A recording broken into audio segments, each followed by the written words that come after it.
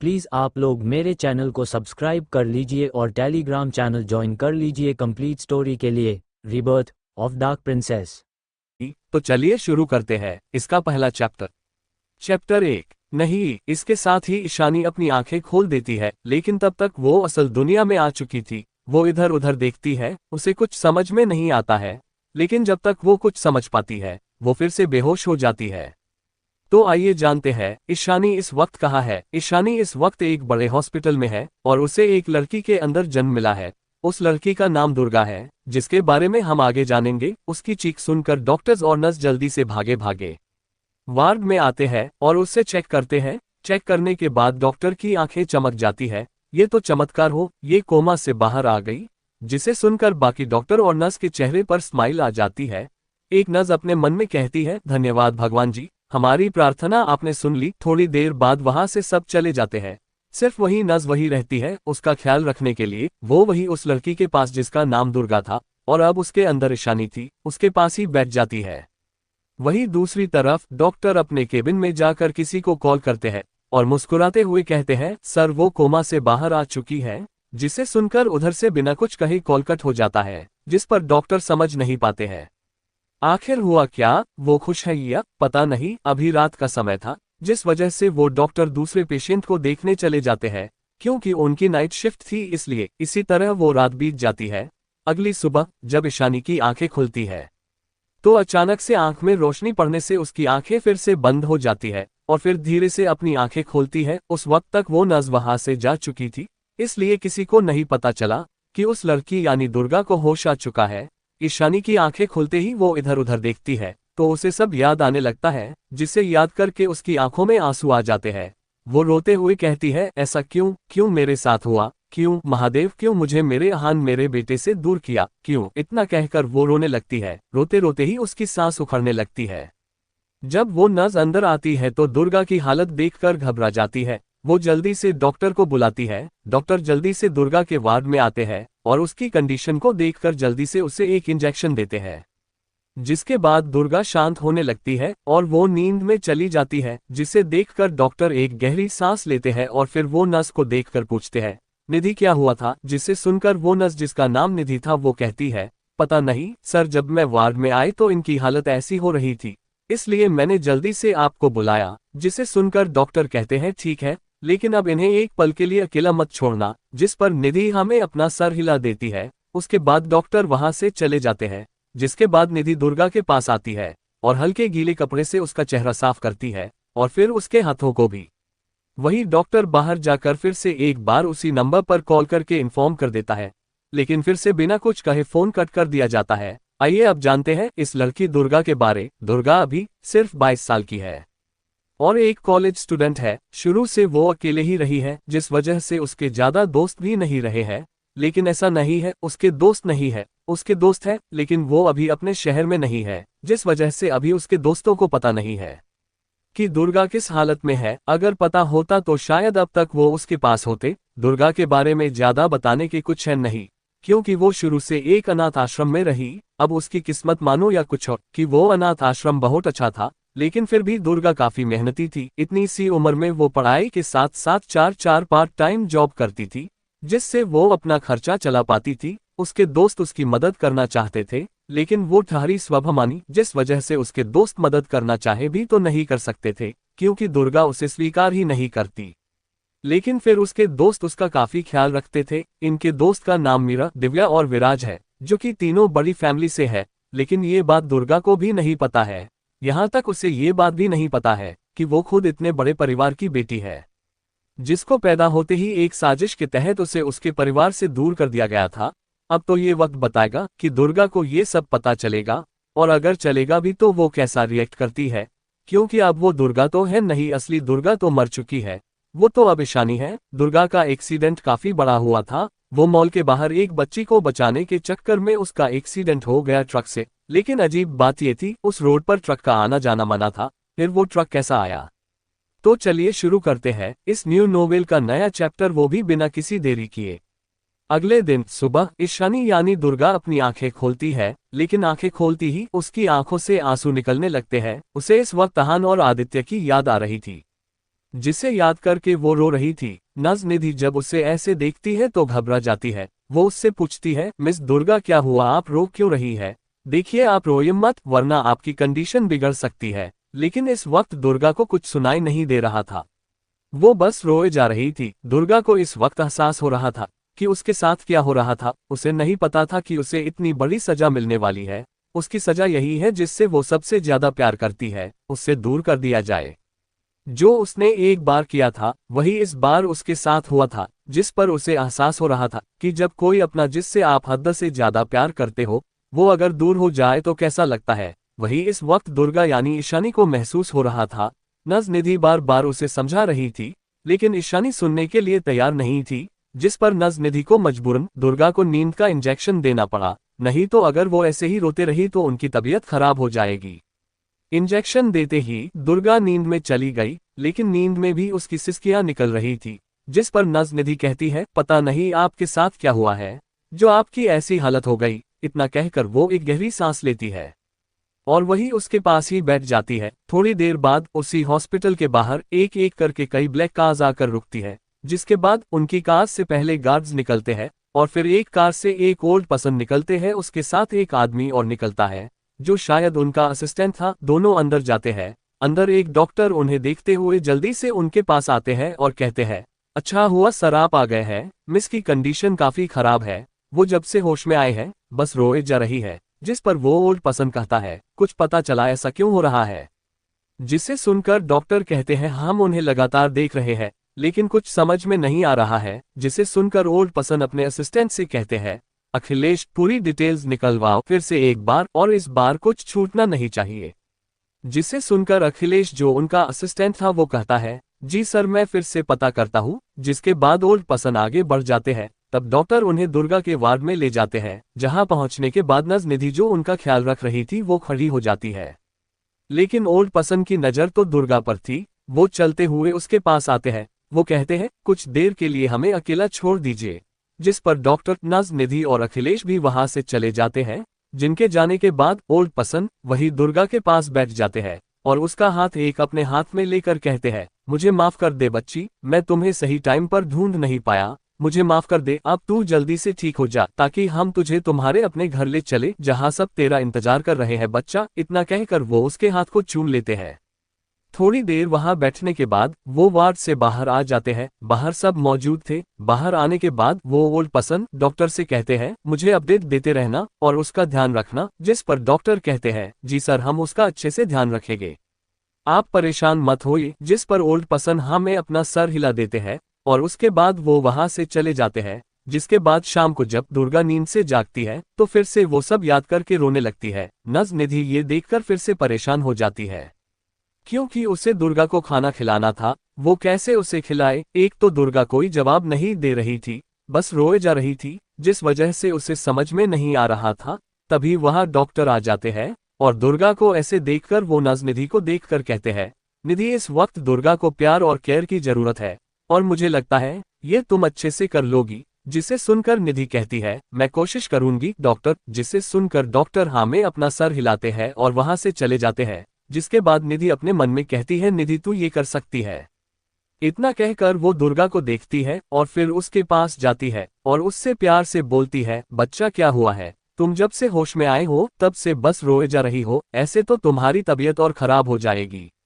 दुर्गा उसकी बात सुनकर उसकी तरफ देखती है। उसकी आंखों में इस वक्त आंसू भरे हुए थे, जिसे देखकर निधि को पता नहीं क्यों लेकिन उसके लिए बुरा लगता है। वो उसके आंसू पोंछती है और उससे पूछती है, क्या हुआ बच्चा? लेकिन दुर्गा क्या जवाब दे, क्योंकि वो सच तो बता नहीं सकती थी। लेकिन वो निधि को गले लगा लेती है, जिससे निधि एक पल के लिए हड़बड़ा जाती है। लेकिन फिर वो दुर्गा को गले लगा लेती है और उसके सर को सहलाने लगती है जैसे एक बड़ी बहन हो। चैप्टर 3। तो चलिए शुरू करते हैं इस न्यू नोवेल का नया चैप्टर, वो भी बिना किसी देरी किए। थोड़ी देर बाद निधि उसे समझा बुझाकर थोड़ा बहुत खिला देती है, जिसके बाद वो उसकी दवाइयाँ देती है। दवाइयाँ लेने के बाद दुर्गा दवाइयों के असर से नींद में चली जाती है। अब से मैं दुर्गा ही बुलाऊंगा, जहां जरूरत होगी वहां मैं ईशानी का नाम यूज करूंगा, इससे किसी को कंफ्यूजन नहीं रहेगी। उसके सोने के बाद भी निधि उसके सर को सहलाते रहती है। इसी तरह करीब 15 दिन निकल जाते हैं। इन 15 दिनों में निधि दुर्गा का अच्छे से ख्याल रखती है। अब दुर्गा रोटी नहीं है क्योंकि वो इतना रो चुकी थी कि अब उसके आंसू सूख चुकी थे, जिस वजह उसका चेहरा अब हमेशा शांत रहता है, जिस पर कभी कभी निधि भी समझ नहीं पाती कि आखिर दुर्गा सोच क्या रही है और आखिर ऐसा क्या हुआ है उसके साथ जिस वजह से दुर्गा ऐसी हो गई। आज दुर्गा कुछ हद तक ठीक हो गई थी, इसलिए उसे व्हीलचेयर में बैठाकर उसे बाहर लाई थी। हॉस्पिटल के गार्डन में जहां कई और मरीज भी थे, निधि उससे लगातार बात किए जा रही थी, लेकिन दुर्गा उसका कोई जवाब नहीं दे रही थी, बस वो शांत थी। जिस पर कभी कभी निधि को बुरा भी लगता था, लेकिन फिर वो सोचती है ये तो उसका काम है, उसे क्यों बुरा लगना चाहिए, आखिर दुर्गा सिर्फ उसकी पेशेंट है और इसके अलावा कुछ नहीं, उसका उससे कोई रिश्ता भी नहीं है। लेकिन फिर भी निधि को काफी बुरा लगता है क्योंकि वो इन 15 दिनों में दुर्गा से काफी अटैच हो चुकी थी। अब दुर्गा को ऐसा फील होता है या नहीं, या फिर वो कैसा महसूस करती है, ये निधि को नहीं पता था। कुछ देर बाद निधि दुर्गा वापस से उसके वार्ड में ले जाती है क्योंकि उसकी दवाई का टाइम हो चुका था। वार्ड में लाने के बाद निधि दुर्गा को दवाई खिलाती है और उसे आराम करने के लिए कहती है, लेकिन एक बार फिर से वही ओल्ड पर्सन हॉस्पिटल आते हैं, लेकिन इस बार उनके साथ कोई और भी था। वो दोनों हॉस्पिटल के अंदर जाते हैं जहां वही डॉक्टर जो दुर्गा का इलाज कर रहे हैं वो उन्हें रिसीव करते हैं और उनको लेकर दुर्गा के वार्ड में ले जाते हैं जहां निधि ने अभी अभी दुर्गा को दवाई दी थी। कि तभी वार्ड खुलता है और वही ओल्ड पर्सन के साथ एक शख्स और अंदर आते हैं। डॉक्टर भी अंदर आते हैं। ओल्ड पर्सन को देखकर निधि बाहर जाने को होती है, लेकिन दुर्गा उसका हाथ पकड़ लेती है, जिस पर निधि मुड़कर उसे देखने लगती है। लेकिन दुर्गा की नजर उन दोनों के ऊपर थी। हालांकि वो ओल्ड पर्सन कई बार आ चुके थे, लेकिन तब दुर्गा सो रही होती है, लेकिन आज पहली बार है जब दुर्गा सोई नहीं थी, जिस वजह से आज उसका और उनका आमना सामना हो रहा था। वहीं निधि को समझ में नहीं आ रहा था वो क्या करे, और बाकी सब भी थोड़े अकवर्ड हो गए थे क्योंकि जब दुर्गा ने निधि का हाथ पकड़ा था तो ये चीज सबने देख ली थी। दुर्गा लगातार उन दोनों को देख रही थी। तब डॉक्टर आगे आते हैं और दुर्गा से कहते हैं, मिस दुर्गा, ये मिस्टर कैलाश ठाकुर है और ये मिस्टर कबीर ठाकुर है। जिसे सुनकर दुर्गा कहती है, तो डॉक्टर क्या करूं मैं इनका। जिसे सुनकर डॉक्टर हड़बड़ा जाते हैं। वो कुछ कहने जाते उससे पहले मिस्टर कैलाश ठाकुर अपना हाथ दिखाकर उसे चुप करवा देते हैं और दुर्गा के पास आते हुए कहते हैं, हम तुम्हारे दादा हैं। जिसे सुनकर दुर्गा की भौहें सिकुड़ जाती है और वो मिस्टर कैलाश ठाकुर को देखने लगती है। मिस्टर कैलाश ठाकुर कुछ कहते उससे पहले दुर्गा कहती है, अगर ऐसा है तो भूल जाए कि आपकी कोई पोती थी। इतना कहकर वो निधि को देखकर कहती है, निधि दी, मुझे आराम करना है, प्लीज इन सबको बाहर भेजिए वरना मेरा सर दर्द करने लगेगा। इतना कहकर वो अपनी आंखें बंद कर लेती है। कोई कुछ नहीं कह पाता है, यहाँ तक मिस्टर कैलाश ठाकुर भी। वहीं निधि को कुछ समझ में नहीं आ रहा था कि वो क्या कहे, क्योंकि दुर्गा ने उससे कह दिया, लेकिन वो कैसे। वहीं मिस्टर कैलाश ठाकुर बस दुर्गा के चेहरे को देख रहे थे। वो एक गहरी सांस लेते हैं और कहते हैं, चलो कबीर। जिस पर कबीर कहता है, लेकिन दादाजी। तब कैलाश जी कहते हैं, हमने कहा चलो। इतना कहकर वो वहां से बाहर चले जाते हैं। जिस पर कबीर दुर्गा को एक बार देखता है और फिर भी वो भी बाहर चला जाता है, जिसके बाद डॉक्टर भी वहां से चले जाते हैं। सबके जाने के बाद निधि एक गहरी सांस लेती है क्योंकि वो सब इतने बड़े लोग थे और वो कहा, अगर उससे वो सब नाराज हो गए तो वो तो कहीं की नहीं रहेगी। सबके जाने के बाद निधि दुर्गा को देखती है जो अपनी आंखें बंद करके लेती हुई थी। उसे देखकर निधि कहती है, मैं जानती हूँ तू सो नहीं रही है, लेकिन मुझे समझ में नहीं आया तूने ये क्यों किया। जिसे सुनकर दुर्गा अपनी आंखें खोलती है और निधि को देखती है, लेकिन कुछ कहती नहीं है। उधर बाहर कबीर अपने दादाजी से कहता है, दादाजी आपने उसे बताया क्यों नहीं। जिस पर दादाजी कहते हैं, क्या बताता है। ये बताता है कि हम उसे इतने साल क्यों नहीं ढूंढ पाए, या ये हम उसे इतने सालों से मरा हुआ समझ रहे थे, इसलिए उसे ढूंढा ही नहीं। अगर उसे ये बताते तो वो हम सब से नफरत करने लगेगी। वैसे भी वो कम नफरत नहीं कर रही है। ये सब बताकर मैं उसकी नफरत को और बढ़ाना नहीं चाहता। जिसे सुनकर कबीर एक गहरी सांस लेता है और कहता है, लेकिन एक दिन जब सब पता चलेगा तब आप क्या करेंगे। तो चलिए शुरू करते हैं इस न्यू नोवेल का नया चैप्टर, वो भी बिना किसी देरी किए। कबीर की इस बात पर दादाजी कुछ नहीं बोलते हैं। वो कार में बैठ जाते हैं, जिस पर कबीर भी कार में बैठ जाता है। उसके बाद वो दोनों वहां से निकल जाते हैं। इधर वार्ड में निधि कुछ देर के लिए वार्ड से बाहर गई थी। निधि इस वक्त वार्ड में अकेले थी। इस वक्त उसके चेहरे के ऊपर कोई भाव नहीं थे। वो कुछ सोच रही थी। वो अपने मन में कहती है, तो जब आपने मेरे लिए यही सजा तय की है तो यही सही, लेकिन आज के बाद मैं किसी को भी अपने करीब नहीं आने दूंगी, किसी को भी नहीं। हाँ, उसे उस लड़की यानी दुर्गा की यादें मिल गई थी, जिस वजह से उसे पता चल गया था कि दुर्गा कितनी मेहनत करती थी। थोड़ी देर बाद निधि वापस आती है, तब दुर्गा उसे देखती है और कहती है, दी मुझे यहाँ से डिस्चार्ज चाहिए। जिस पर निधि उसे देखती रह जाती है, जैसे उसे कुछ समझ में नहीं आया हो। तूने अभी अभी क्या कहा? जिस पर दुर्गा कहती है, जो आपने सुना अभी।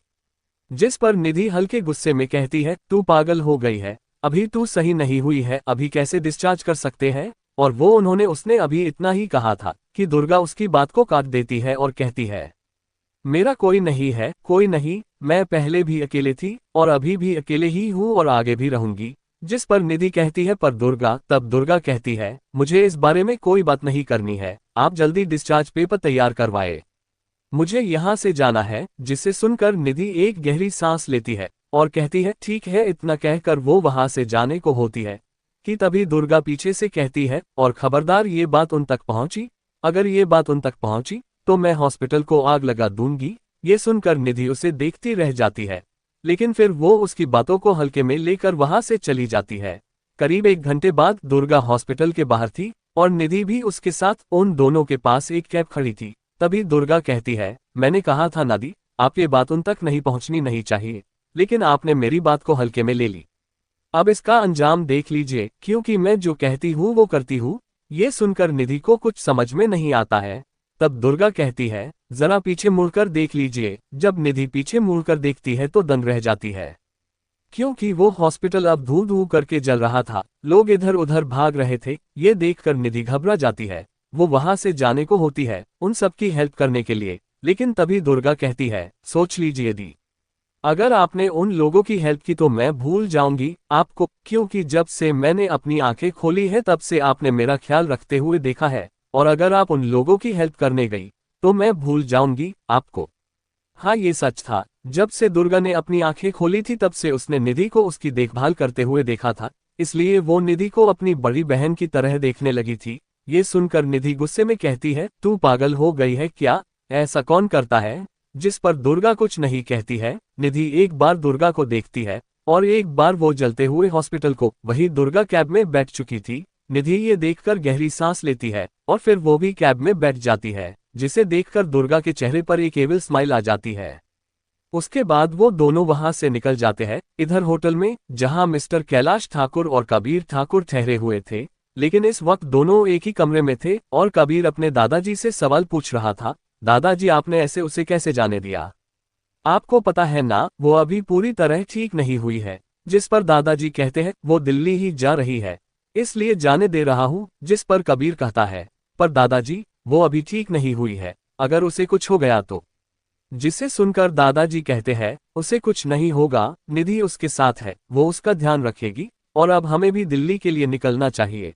लेकिन ध्यान रहे, अभी ये बात और किसी को नहीं पता चलना चाहिए। जिसे सुनकर कबीर कहता है, जैसा आपको सही लगे वैसे मैं कुछ कहूंगा तो आप मानेंगे। कहा, आपको तो सिर्फ अपने मन की करनी है। जिस पर दादाजी उसे घूर कर देखते हैं तो कबीर उस कमरे से बाहर निकल जाता है, जिसके बाद दादी जी वहां से निकल जाते हैं और थोड़ी देर बाद दोनों दिल्ली के लिए निकल जाते हैं, क्योंकि इस वक्त वो दोनों देहरादून में थे और दुर्गा का एक्सीडेंट भी यही हुआ था, क्योंकि वो यही रहती थी। लेकिन अब वो दिल्ली जा रही थी, एक नए शहर, जहां वो कभी रही थी और आज फिर वही जा रही थी।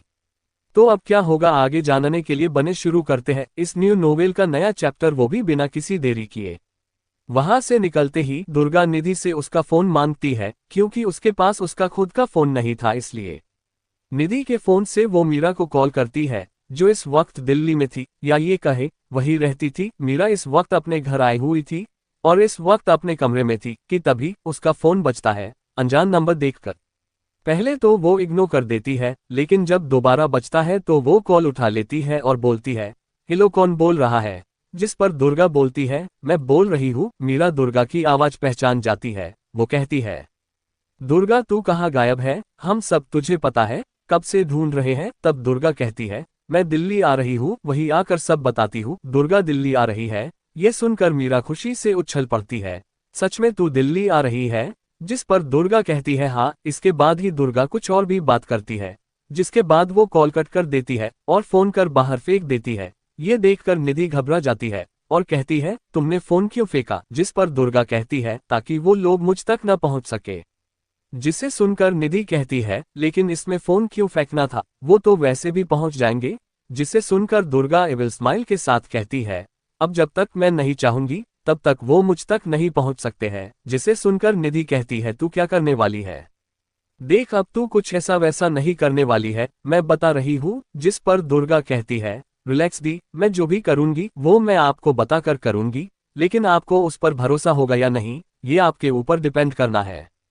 उन दोनों को वहां से दिल्ली पहुंचने में करीब 7 घंटे लगते हैं। 7 घंटे बाद दोनों एक बिल्डिंग के बाहर रोकता है। तब दुर्गा कहती है, दी अभी आप पेमेंट कर दो, मैं आपको बाद में दे दूंगी। जिस पर निधि कैब के पैसे दे देती है, लेकिन अब उसके पास ज्यादा कुछ नहीं बचा था। जिस पर निधि चिंता करने लगती है कि अब क्या होगा। वो दोनों कैब से बाहर आ जाते हैं। दुर्गा उन्हें बिना देखे ही कहती है, आपको टेंशन नहीं लेने की जरूरत है, मैं हूं ना। जिस पर निधि इस बार चिढ़ कर कहती है, तू क्या कर लेगी? तू इतनी छोटी है, क्या कर लेगी? और ये शहर है, यहाँ रहना, वो भी बिना पैसे के, तुझे पता भी है। जिस पर दुर्गा उसे देखने लगती है। जिस पर निधि चुप हो जाती है। तभी एक लड़की दौड़कर आकर दुर्गा के गले लग जाती है। दुर्गा पहले तो बहुत तेज गुस्सा आता है कि कोई उसे कैसे ऐसे आकर गले लग सकता है, लेकिन जब वो उस लड़की को देखती है तो उसका गुस्सा थोड़ा कम होता है, लेकिन पूरी तरह खत्म नहीं होता है। वो उसको अपने से दूर करती है, जिस पर उस लड़की का मुंह बन जाता है।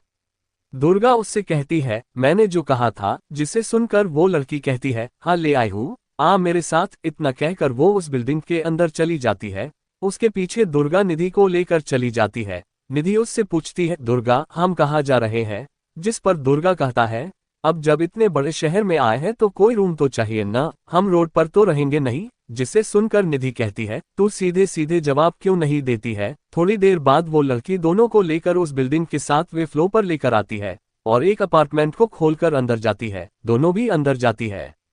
अंदर वो लड़की दुर्गा को देखकर कहती है, ये है, ठीक है। जिस पर दुर्गा उस अपार्टमेंट को देखकर कहती है, अभी के लिए फिलहाल ठीक है। जिस पर वो लड़की कहती है, दुर्गा तू बहुत बदल गई है, पहले तो ऐसी नहीं थी।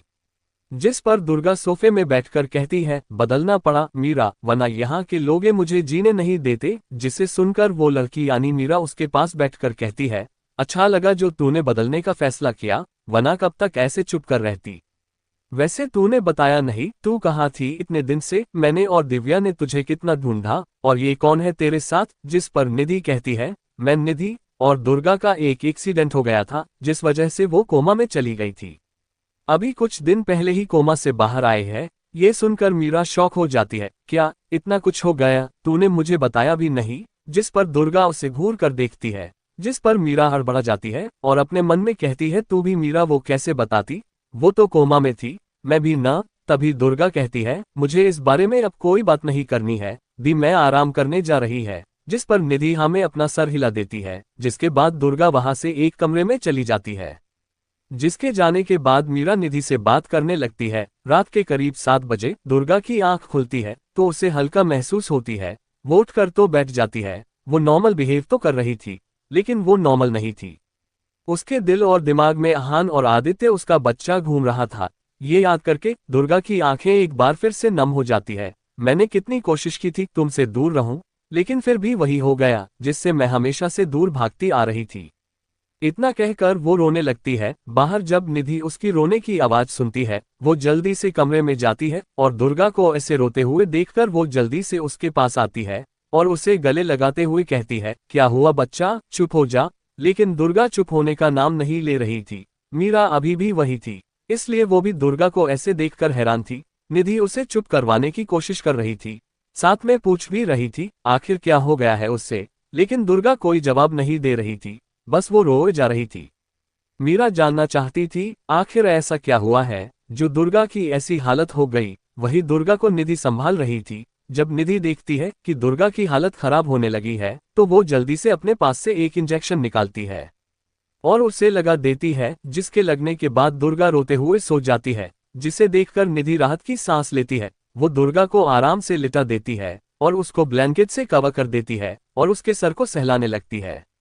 तब मीरा वहां आ जाती है और निधि से पूछती है दुर्गा को क्या हुआ है। जिसे सुनकर निधि दुर्गा को सर को सहलाते हुए कहती है, पता नहीं मीरा, दुर्गा को क्या हुआ है, लेकिन जब से ये कोमा से बाहर आई है, जब से उसे होश आया है, तब से ये बस ऐसे रोती रहती है। पूछो तो कुछ बताती भी नहीं है कि आखिर क्या हुआ है ऐसा जो ये ऐसे हो गई है। ये सुनकर मीरा भी परेशान हो जाती है।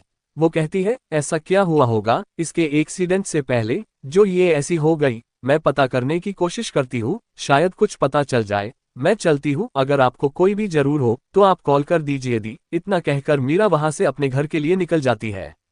जिसके बाद निधि भी दुर्गा का ख्याल रखते रखते उसके पास ही सो जाती है। अगली सुबह निधि की जब आंखें खुलती है तो दुर्गा को देखती है। वो अभी भी सो रही थी। उसके सर को सहलाते हुए कहती है, पता नहीं तुझे क्या हुआ है और तू क्या याद करके ऐसे रोते रहती है। मैं कोशिश करूंगी कि तू इससे बाहर आए। इतना कहकर वो फ्रेश होने चली जाती है। थोड़ी देर बाद निधि फ्रेश होकर रूम से बाहर जाती है और किचन में जाकर देखती है कि वहाँ कुछ है बनाने के लिए कि नहीं, लेकिन वहाँ सब कुछ था। जिसे देखकर निधि खुद से कहती है, शायद मीरा ने पहले ही सब तैयारी करवा ली थी। खैर मैं कुछ बना लेती हूँ। इतना कहकर वो अपने लिए और दुर्गा के लिए ब्रेकफास्ट बनाने लगती है। उधर दुर्गा की भी नींद खुल जाती है। नींद खुलते ही उसके दिमाग में फिर से एक बार आदित्य और अहान की याद आने लगती है, जिसे याद कर उसकी आंखें एक बार फिर नम हो जाती है। लेकिन अचानक से निधि अपने आंसुओं को पोंछती हुए कहती है, नहीं दुर्गा, अब नहीं, तुझे अब इन सब से बाहर निकलना होगा, तुझे भूलना होगा। लेकिन कैसे? मैं कैसे अपने बेटे को भूल सकती हूँ और अहान को? इतना कहकर उसके आंखों में फिर से आंसू आ जाते हैं और वो रोने लगती है। लेकिन थोड़ी देर बाद वो अपने आप को संभालती है और फ्रेश होने चली जाती है। इधर उसी वक्त अपार्टमेंट की डोरबेल बजती है, जिस पर निधि डोर खोलती है तो बाहर मीरा खड़ी थी, लेकिन साथ में इस बार एक लड़की और थी। उसका नाम दिव्या था, दुर्गा की दूसरी बेस्ट फ्रेंड। ये खन्ना फैमिली से है। दोनों अंदर आती है। अंदर आकर मीरा पूछती है, दी दुर्गा कैसी है? जिसे सुनकर निधि कहती है, वो अभी सो रही थी, इसलिए मैंने उसे उठाया नहीं। और ये कौन है? जिस पर मीरा कहती है, दी ये दिव्या है, हमारी बेस्ट फ्रेंड है। जिस पर निधि हाँ में अपना सर हिला देती है और कहती है, आओ बैठो, मैंने ब्रेकफास्ट बनाया है, आओ तुम दोनों भी कर लो। जिस पर मीरा कहती है, दी मैं दुर्गा को देखती हूँ, दिव्या तू भी आ मेरे साथ। इतना कहकर वो दुर्गा के कमरे में उससे ले जाती है, जहां दुर्गा अभी अभी शावर लेकर बाहर आई थी। वो सिर्फ बाथरोब पहना हुआ था। वो जैसे ही मीरा के साथ दिव्या को देखती है, वही दिव्या जैसे ही दुर्गा को देखती है, वो उसके गले लग जाती है। दुर्गा ने उसे देख लिया था, इसलिए वो कुछ नहीं बोली। मैं ठीक हूँ दिव्या। जिस पर दिव्या उससे अलग होकर कहती है, तूने एक बार भी हमें क्यों नहीं बताया? जिसे सुनकर दुर्गा कुछ नहीं कहती है और अपने कपड़े निकालकर वापस वॉशरूम में चली जाती है। जिसे देखकर दिव्या मीरा को देखती है, तब मीरा कहती है, मुझे खुद नहीं पता है उसे क्या हुआ है और वो काफी अजीब बर्ताव कर रही है, जैसे ये हमारी दोस्त दुर्गा है ही नहीं बल्कि कोई और है। बहुत बदल गई है वो। जिस पर दिव्या कहती है, ये हम लोगों की ही गलती है, हमें उसे वहां छोड़कर आना ही नहीं चाहिए था। तभी दुर्गा अपने कपड़े पहनकर आ जाती है और उन दोनों को देखकर कहती है, अरे तुम दोनों अभी तक यही हो, चलो बाहर चलते हैं, दी ने ब्रेकफास्ट बना लिया होगा। इतना कहकर वो बाहर चली जाती है। मीरा और दिव्या भी बाहर चले जाते हैं। दुर्गा बाहर आकर हाल में बैठ गई थी। निधि उसके लिए ब्रेकफास्ट वही ले आई थी, बाकी सब भी वही आकर बैठ गए थे। दिव्या और मीरा दुर्गा को ही देख रही थी। दुर्गा को महसूस हो रहा था कि दोनों उसे ही देख रही है। वो अपने मन में कहती है, मुझे नॉर्मल बिहेव करना होगा, वरना इन्हें शक हो जाएगा कि मैं कोई और हूँ, इनकी दोस्त नहीं हूँ। इतना कुछ सोचते हुए दुर्गा ब्रेकफास्ट करती है। ब्रेकफास्ट करने के बाद निधि उसकी दवाइयाँ देती है। जिसके बाद दुर्गा उन दोनों को देखती है और कहती है, क्या हुआ? ऐसे क्यों देख रही हो मुझे इतनी देर से, जैसे मैं कोई एलियन हूँ? जिस पर दोनों उससे नजरें चुराने लगते हैं। तब दुर्गा कहती है, अब कोई बताएगा क्या हुआ है? जिस पर मीरा कहती है, वो तो तू बताएगी ना, आखिर क्या हो गया है? जिस पर दुर्गा कहती है, मुझे इस बारे में कोई बात नहीं करनी है। अगर तुम दोनों इस बारे में बात करने आए हो तो सॉरी, लेकिन मैं इस बारे में कोई भी बात नहीं करना चाहती हूँ। जिस पर दोनों का मुंह उतर जाता है। वहीं दूसरी तरफ मिस्टर कैलाश ठाकुर और कबीर भी दिल्ली वापस आ गए थे, क्योंकि ठाकुर फैमिली दिल्ली में ही रहती थी। ठाकुर फैमिली काफी पावरफुल फैमिली थी। वो एशिया में दूसरे नंबर में आते थे, इससे उनकी पावर का अंदाजा लगाया जा सकता था। कबीर को देखकर नैतिक ठाकुर कहते हैं, कबीर तुम कब आए घर पर? जिस पर कबीर कहता है, डैड कल रात को आया था और दादाजी भी कल साथ में ही आए थे। चलिए शुरू करते हैं इस न्यू नोवेल का नया चैप्टर, वो भी बिना किसी देरी किए। उसकी बात सुनकर नैतिक जी कुछ कहने वाले थे कि तभी कैलाश जी भी अपने कमरे से बाहर आते हुए उन्हें दिखते हैं। वो आकर सीधा डाइनिंग टेबल की तरफ बढ़ते हैं, जिसे देखकर बाकी सब लोग भी डाइनिंग टेबल पर जाकर बैठ जाते हैं, जिसके बाद सभी शांति से ब्रेकफास्ट करते हैं। तभी उस शांति को तोड़ते हुए कामिनी जी यानी कैलाश जी वाइफ कहती है, क्या हुआ जी, कुछ पता चला हमारी बच्ची का? ये सुनकर हर कोई कैलाश जी को देखने लगते हैं। तब कैलाश जी कहते हैं, पहले शांति से सब लोग ब्रेकफास्ट कर लीजिए, बात बाद में करेंगे। जिस पर सब शांत हो जाते हैं और चुपचाप सभी ब्रेकफास्ट करते हैं। ब्रेकफास्ट करने के बाद सभी लोग मेंशन के हाल में आकर बैठ जाते हैं। तब नैतिक जी पूछते हैं, डैड क्या कुछ पता चला? जिस पर कैलाश जी एक गहरी सांस लेते हैं और कहते हैं, उसने मना कर दिया है। ये सुनकर हाल में एकदम से सन्नाटा पसर जाता है। नैतिक जी की वाइफ यानी आशी ठाकुर की आंख नम हो जाती है। किसी को कुछ समझ में नहीं आ रहा था कि वो अब क्या ही पूछे, क्योंकि कैलाश जी ने जो कहा है उसमें सारे सवाल के जवाब थे। जब कोई कुछ नहीं बोलता है तब आशी जी कहती है, क्या हम कुछ नहीं कर सकते हैं? कुछ तो होगा कि हम अपनी बेटी को घर वापस ला सके। जिसे सुनकर कैलाश जी कहते हैं, ऐसा नहीं है, अभी उम्मीद पूरी तरह से टूट गई है। वो इतने साल बाहर रही है, उसे ये तक नहीं पता था कि उसकी कोई फैमिली है। इतने साल बाद अचानक से उसके सामने कोई जाएगा कि हम उसकी फैमिली है, तो ये होगा ही। इसलिए हमें उसे टाइम देना होगा ताकि वो सोच समझ सके, और उसे यकीन दिलाना होगा कि उसे हम सब बहुत प्यार करते हैं। तब कबीर कहता है, हाँ दादाजी, लेकिन उसके लिए हमें दुर्गा को घर लाना होगा और वो घर आने के लिए तैयार नहीं है, तो कैसे हम सब उसे दिखाएंगे कि हम सब उसको बहुत प्यार करते हैं? तभी आशी जी कहती है, कबीर तुमने मेरी बच्ची को देखा है, क्या तुम मुझे उस तक ले चलोगे? मैं उससे बात करूंगी, जरूरत पड़ी तो मैं उससे माफी मांगूंगी कि मैंने ध्यान नहीं दिया, मेरी वजह से मेरी बच्ची इतने साल अपने परिवार से दूर रही है। अपनी मोम को देखकर कबीर कुछ नहीं बोल पाया। राहुल उनका दूसरा बेटा उन्हें संभालता है और सबसे छोटा बेटा दक्ष भी। तब कैलाश जी कहते हैं, कबीर हम कोशिश करना नहीं छोड़ेंगे, पता करो वो दिल्ली में कहाँ रह रही है। जिस पर कबीर कहता है, दादू मैंने पहले ही पता करने के लिए कह दिया है, जल्दी ही खबर मिल जाएगी। लेकिन आशी जी और बाकी सब सुनते हैं कि उनकी बेटी यही दुर्गा दिल्ली में ही है, तो उन चेहरे पर स्माइल आ जाती है।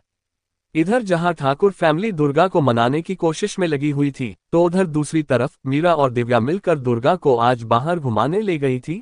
दुर्गा का इस वक्त मुंह बना हुआ था, साफ दिख रहा था दुर्गा को ये सब अच्छा नहीं लग रहा था। वही दिव्या और मीरा दोनों उसके लिए कपड़े देख रही थी, और दुर्गा के लिए उन दोनों ने कपड़े चूज कर करके ढेर लगा दिए थे। ये देखकर दुर्गा को बहुत चिढ़ हो रही थी। जब दुर्गा से रहा नहीं जाता है तो वो कहती है, तुम दोनों एक काम क्यों नहीं करते, ये पूरा मॉल ही खरीद कर मुझे दे दो, मेरी भी बाकी लाइफ अच्छे से कटेगी। जिस पर दोनों उसे देखने लगती है। मीरा धीरे से दिव्या के कान में कहती है, देखा मैंने कहा था ना ये कितना बदल गई है। जिस पर दिव्या भी दुर्गा को देखते हुए कहती है, हाँ यार सही कहा, ये बहुत बदल गई। तभी दुर्गा की आवाज से दोनों होश में आती है, तुम दोनों का हो गया हो तो चलो, मुझे बहुत भूख लगी है। जिस पर मीरा कहती है, हाँ चलती हूँ ना, पहले ये तेरे कपड़े पैक करवा लूं और इसका बिल दे दूं। इतना कहकर उसने और दिव्या ने जितने भी कपड़े दुर्गा के लिए डिसाइड किए थे सारे पैक करवा लिए थे। जिसके बाद तीनों वहां से खाने के लिए रेस्टोरेंट जाते हैं, जहां जाकर तीनों मिलकर खूब मजे करते हैं। और ऐसे मजे करते हुए तीनों घर यानी वापस अपार्टमेंट में जाते हैं, जहां निधि उन तीनों का ही वेट कर रही थी। जब निधि इतने सारे बैग्स देखती है तो शौक हो जाती है, तुम तीनों ने क्या पूरा मॉल उठा कर ले आए हो क्या? जिस पर दुर्गा सोफे पर पसरते हुए कहती है, मैंने नहीं दी, इन दोनों ने। जिस पर निधि उन दोनों को देखती है। तब मीरा कहती है, हाँ तो तेरे लिए ही लिए है और किसी लिए तो नहीं है, और इसमें से कुछ कपड़े निधि दी के लिए भी है। तब निधि कहती है, मेरे लिए? लेकिन मेरे लिए क्या जरूरत थी? तब दुर्गा कहती है, ले लो दी, क्योंकि इन दोनों से वैसे भी कुछ नहीं निकलता है, पता नहीं आज इतना कैसे निकल गया। ये सुनकर मीरा और दिव्या दोनों को गुस्सा आता है और वो दुर्गा से लड़ने लगती है। अच्छा रुक, बताती हूँ तुझे। उन तीनों को देखकर निधि भी हंसने लगती है। थोड़ी देर बाद तीनों थककर अलग होकर बैठ जाती है, जिसके बाद निधि उन तीनों के लिए चाय और कुछ खाने के लिए लाती है। तभी मीरा दुर्गा से पूछती है, तो अब आगे क्या प्लान है दुर्गा? जिस पर दुर्गा कहती है, मतलब क्या है तेरा? जिसे सुनकर दिव्या कहती है, अरे उसका कहने का मतलब है कि अब आगे क्या करना है, तू अब दिल्ली आ गई है तो क्या अब आगे की पढ़ाई यही करेगी या? जिस पर दुर्गा कहती है, अब मैं पढ़ाई नहीं करूंगी। जिस पर मीरा कहती है, क्या अगर पढ़ाई नहीं करेगी तो क्या करेगी? जिस पर दुर्गा के चेहरे पर एक शैतानी स्माइल आ जाती है और उसी स्माइल के साथ कहती है, बिजनेस, जिसे सुनकर मीरा के साथ साथ दिव्या और निधि भी हैरान हो जाती है। दिव्या कहती है, क्या कहा तूने, तू बिजनेस करेगी? जिस पर दुर्गा नया लैपटॉप निकालती है जो उसने आज ही लिया था। जब तीनों शॉपिंग पर गई थी, वो अपना लैपटॉप खोलती है और कहती है, बिल्कुल सही सुना है, मैं अब बिजनेस करूंगी, बहुत हो गया इधर उधर भागना। तब मीरा कहती है, तू जानती भी है तू क्या कह रही है, बिजनेस है, कोई हलवा नहीं है जो तू ऐसी बोल रही है। लेकिन दुर्गा कुछ नहीं कहती है, वो अपना लैपटॉप खोलकर सेटअप करने लगती है। लेकिन तभी डोर बेल बजती है, जिसे सुनकर निधि कहती है, अब कौन आया होगा, किसी ने कुछ मंगाया है क्या? जिस पर मीरा और दिव्या दोनों नमे अपना सर हिला देती है। तब तक डोर बेल फिर से एक बार बजती है। तब निधि कहती है, मैं देखती हूँ जाकर। इतना कहकर वो डोर खोलने जाती है। डोर खोलकर वो देखती है तो शॉक हो जाती है, क्योंकि डोर पर कबीर खड़ा था, जिसे देखकर निधि के मुंह से निकलता है, आप यहाँ? जिसे सुनकर कबीर कहता है, हाँ क्यों नहीं आ सकता है। जिस पर निधि होश में आती है, नहीं नहीं, मेरा मतलब वो नहीं थी। लेकिन तभी उसका ध्यान कबीर के बगल में खड़े दो इंसान पर जाती है। वो दोनों और कोई नहीं, मिस्टर एंड मिसेज ठाकुर थे, यानी दुर्गा के मोम डैड। तब कबीर कहता है, क्या दुर्गा अंदर है? जिस पर निधि डोर से हट जाती है। जिस पर कबीर अपने मोम डैड को लेकर अंदर जाता है। अंदर जाकर मिसेज ठाकुर अपनी बेटी यानी दुर्गा को जैसे ही देखती है, दिव्या और मीरा उन दोनों को देखकर कुछ कहती है, उससे पहले मिसेज ठाकुर जल्दी से दुर्गा के पास आकर उसके गले लग जाती है। जिस पर सब चौंक जाते हैं, दुर्गा खुद भी। उसका लैपटॉप छूटते छूटते बचता है, वो तो मीरा ने संभाल लिया था, जिस वजह से वो बच गया। तभी दुर्गा के कान में मिसेज ठाकुर की आवाज पड़ती है, जो रोते हुए कह रही थी, सॉरी, मुझे माफ कर बच्चा, मैं तुझे सही वक्त पर ढूंढ नहीं पाई। ये सुनकर दुर्गा की आंखें एकदम से शक्त हो जाती है। वो समझ जाती है और पहचान भी कि ये कौन है। अगर पहले वाली दुर्गा होती तो शायद वो मिसेज ठाकुर को देखकर इमोशनल हो जाती, लेकिन वो असली दुर्गा नहीं है। असली दुर्गा तो कब का मर चुकी है, और वैसे भी अब उसे कोई भी रिश्ता नहीं चाहिए, कोई भी नहीं, क्योंकि ये रिश्ते, ये प्यार इंसान को कमजोर बनाता है, और उसे कमजोर नहीं बनना है, नहीं बनना है। ये सोचकर दुर्गा मिसेज ठाकुर को अपने से दूर करती है और दूर जाकर खड़ी हो जाती है। वो कबीर ठाकुर को देखते हुए कहती है, मिस्टर कबीर ठाकुर, क्या मैंने नहीं कहा था कि मुझे आपसे और आपकी फैमिली के कोई भी मेंबर से किसी भी तरह का रिश्ता नहीं रखा है? जिसे सुनकर मिस्टर ठाकुर यानी दुर्गा के डैड उसके पास आते हुए कहते हैं, दुर्गा, नाम मत लीजिए मेरा मिस्टर ठाकुर। दुर्गा गुस्से से चिल्लाती है। उसको इतने गुस्से में देखकर हर कोई डर जाता है। मिसेज ठाकुर अपनी बेटी को अपने लिए इतना गुस्सा देखकर बहुत बुरा लग रहा था, और सिर्फ उन्हें ही नहीं, मिस्टर ठाकुर और कबीर को भी। दुर्गा गुस्से में कहती है, मैंने पहले भी कहा था और फिर से कह रही हूँ, मुझसे जबरदस्ती का रिश्ता मत जोड़िए, चले जाए यहाँ अभी के अभी, जाए यहाँ से। मिसेज ठाकुर दुर्गा की तरफ बढ़ती है, बच्चा हमें माफ कर दे, अभी उन्होंने इतना ही कहा था। कि दुर्गा गुस्से में कहती है, लगता है आप ऐसे नहीं मानेगी। इतना कहकर वो उनके पास आती है और उनकी एक बांह पकड़कर जबरदस्ती घर से बाहर कर देती है, जिसे सब कोई देखता रह जाता है। कबीर जल्दी से अपनी मां को संभालता है और मिस्टर ठाकुर भी अपनी वाइफ को उनको बाहर करके दुर्गा डोर बंद कर देती है। उनके मुंह पर निधि ये देखकर शॉक हो जाती है। उसे नहीं पता था दुर्गा के अंदर अपनी फैमिली के लिए इतना गुस्सा भरा हुआ है। डोर बंद करके बाद दुर्गा अपना लैपटॉप उठाती है और अपने रूम में चली जाती है और कमरे को अंदर से लॉक कर देती है, ताकि कोई उसके कमरे में ना आ पाए। वहीं बाहर कबीर अपनी मां को संभाल रहा था। वो तीनों वहां से वापस ठाकुर मेंशन के लिए निकल जाते हैं। रास्ते भर मिसेज ठाकुर रोती रहती है, जिसकी वजह से उनकी तबीयत खराब हो जाती है। जिसकी वजह से ठाकुर मेंशन पहुंचते ही जल्दी से डॉक्टर को बुलाया जाता है, क्योंकि मिसेज ठाकुर की तबीयत काफी खराब हो गई थी। किसी को समझ में नहीं आ रहा था कि आशी की तबीयत इतनी खराब कैसे हो गई है। वो पूछना चाहते थे, लेकिन अभी किसी ने नहीं पूछा। थोड़ी देर बाद डॉक्टर आते हैं और मिसेज ठाकुर को चेक करते हैं। चेक करने के बाद वो उन्हें एक इंजेक्शन देते हैं और उसके बाद कुछ दवाइयाँ लिखकर कबीर को देते हुए कहते हैं, ये दवाई इन्हें टाइम तो टाइम देते रहिए और इन्हें स्ट्रेस से दूर रखिए, ये इस वक्त काफी स्ट्रेस में है। अब मैं चलता हूँ। इतना कहकर वो वहां से चले जाते हैं। जिनके जाने के बाद कैलाश जी कबीर से पूछते हैं, कबीर वहां क्या हुआ था ऐसा जो बहू की इतनी तबीयत खराब हो गई? जिस पर कबीर कहता है, दादाजी ये पूछिए कि वहां क्या नहीं हुआ। इतना कहकर कबीर सबको बताता है कि दुर्गा ने कैसे रिएक्ट किया और उसका गुस्सा। ये सब सुनकर कैलाश जी धम्मस से सोफे पर बैठ जाते हैं। हाल में एकदम शांति पसर जाती है, जैसे किसी को यकीन नहीं हो रहा हो कि दुर्गा ने ऐसा किया। लेकिन वहां पर दो शख्स ऐसे भी थे जो ये सुनकर अंदर से काफी खुश लग रहे थे, लेकिन बाहर से ऐसे दिखा रहे थे जैसे उन्हें भी काफी शौक लगा। उसके अंदर इतना गुस्सा, इतनी नफरत भरी है हम लोगों के अंदर कि वो हम लोगों को वो अपने पास एक पल भी बर्दाश्त नहीं कर सकती है। कबीर ये सब निराशा से कहता है, हमने प्रिंसेस को खो दिया है और उसके गुस्से और उसकी नफरत को देखकर लगता है कि हम कभी भी उसको नहीं पा सकेंगे। इतना कहकर वो निराशा से सोफे पर बैठ जाता है, लेकिन अचानक से कामिनी गुस्से में कहती है, उस लड़की की इतनी बड़ी हिम्मत कि वो मेरे बेटे मेरी बहू से ऐसी बदतमीजी करे, मैं उसे छोड़ूंगी नहीं। एक तो हमने उसे ढूंढा और उसको एक अच्छी परवरिश देने की कोशिश कर रहे हैं, और वो है कि हमें ही अपना गुस्सा दिखा रही है। ये सुनकर कैलाश जी गुस्से में कहते हैं, बस कामिनी बहुत बोल लिया, तुम्हें इसका एहसास भी है कि तुम क्या बोल रही हो? अरे ये तो याद रखो कि तुम किसके बारे में बोल रही हो। वो हमारी पोती है, खुद की, अपना खून है, और तुम उसके बारे में इतना कुछ बोल रही हो। अगर गलती से भी उसे ये सब कहीं से पता चल गया है कि तुम उसके बारे में क्या सोचती है, तो जो उसके यहाँ आने के चांसेस है वो भी खत्म हो जाएंगे, साथ में उसकी नफरत और बढ़ जाएगी। कामिनी जी की बात सुनकर गुस्सा तो बाकी सबको भी आया था, लेकिन किसी ने कुछ नहीं कहा, लेकिन कैलाश जी उन्हें अच्छे से सुना दिया। कामिनी जी बिल्कुल चुप हो गई थी, लेकिन अंदर ही अंदर उनका गुस्सा बढ़ रहा था, वो भी दुर्गा के लिए। वो अपने मन में कहती है, तुझे तो मैं इस घर में कभी नहीं आने दूंगी, भले ही तू मेरी खुद की पोती ही क्यों न हो। ये सोचकर वो अपने दांत पीस लेती है। उधर दूसरी तरफ अपार्टमेंट में मीरा निधि से पूछती है, दी ये सब क्या है? जिस पर निधि कहती है, मुझे खुद नहीं पता मीरा। तब दिव्या कहती है, और वो तीनों कौन थे? और वो लेडी जो दुर्गा के गले लगकर रो रही थी और उससे माफी मांग रही थी। जिसे सुनकर निधि एक गहरी सांस लेती है और कहती है, तुम दोनों बैठो, फिर बताती हूँ। जिस पर दोनों सोफे में बैठ जाती है। तब निधि भी बैठकर कहती है, वो दुर्गा के मोम डैड थे और जो लड़का था वो भाई था। ये सुनकर दोनों शॉक हो जाते हैं। क्या?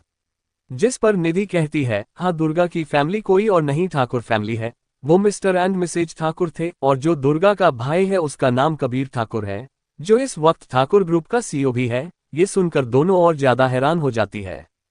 क्या दुर्गा इतनी बड़ी फैमिली की बेटी है? जिस पर निधि कहती है, हाँ, लेकिन क्या फायदा, जितना मैंने तुम दोनों से दुर्गा के बारे में जाना है उसके हिसाब में दुर्गा ने बहुत कुछ झेला है, इसलिए वो इतनी आसानी से अपनी फैमिली को नहीं अपनाने वाली है, भले ही वो कितने बड़े लोग हो। और ये चीज दुर्गा को और ज्यादा गुस्सा दिलाएगी कि इतने पावरफुल होने के बावजूद उसे ढूंढ नहीं पाए, तो अब क्यों आए हैं? जैसे वो इतने सालों से रहती आई है वैसे वो आगे भी रह लेगी।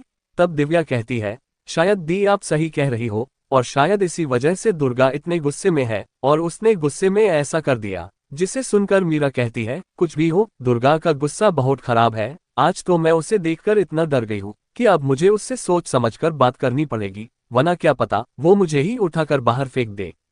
तो वही दुर्गा अपने कमरे में गुस्से में अभी भी थी और गुस्से में अपने लैपटॉप में लगी हुई थी। वो किसी तरह अपना माइंड डाइवर्ट करना चाहती थी ताकि उसका गुस्सा शांत हो सके, इसलिए वो अपने लैपटॉप में गेम खेलने में बिजी थी।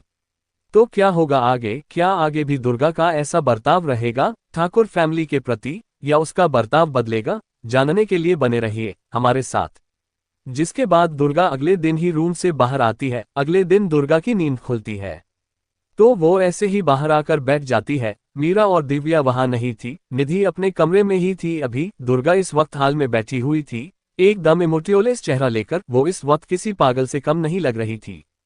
थोड़ी देर बाद निधि बाहर आती है अपने कमरे से, तो दुर्गा को हाल में इस तरह से बैठे हुए देखती है तो एक पल के लिए उसका दिल बाहर आने को होता है। वो अपने मन में कहती है, ये लड़की किसी दिन मुझे हार्ट अटैक से कहीं मरवा ना दे।